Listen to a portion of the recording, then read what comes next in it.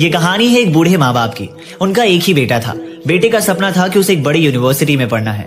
बेटे के सपने को पूरा करने के लिए माँ बाप दिन रात मेहनत किया करते थे। उसके पिता डबल शिफ्ट में काम किया करते थे और माँ भी घर घर जाकर नौकरी किया करती थी ताकि वो अपने बेटे को पढ़ा लिखा कर कुछ बना सके। कुछ दिन के बाद जब पैसे इकट्ठे हो गए तो उसके माँ बाप अपने बेटे को एडमिशन दिलाने के लिए यूनिवर्सिटी ले गए। यूनिवर्सिटी में दाखिला तो दिला दिया, लेकिन बाद में पता चला कि घर से यूनिवर्सिटी काफी दूर है, जिस वजह से रोजाना आना जाना संभव नहीं हो सकता। इस वजह से उन्हें हॉस्टल लेना पड़ेगा और हॉस्टल का फीस अलग से देना पड़ेगा। ये सुनकर माँ बाप निराश हो गए क्योंकि हॉस्टल के लिए पैसे उनके पास नहीं बचे थे।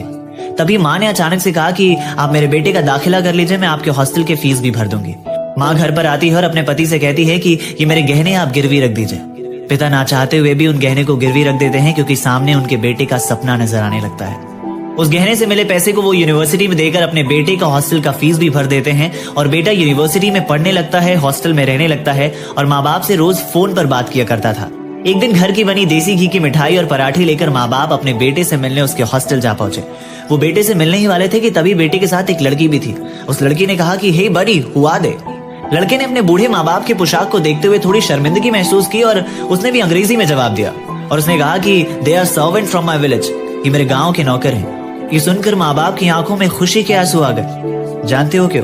क्योंकि उनका बेटा अंग्रेजी बोलने लगा था। अर्थात आजकल की ऐसी शिक्षा और ऐसी ज्ञान का क्या मतलब जो अपने माँ बाप की कदर करना भूल जाए। आज कदर कर लो अपने बूढ़े माँ बाप की, उन्हें नजरअंदाज मत करो। याद रखना, जिस दिन वो तुम्हारे जिंदगी से चले जाएंगे उस दिन मखमल के तकिए पर भी नींद नहीं आएगी। वो कहते हैं ना कि फूल कभी दोबारा नहीं खिलते, जंग कभी दोबारा नहीं मिलते।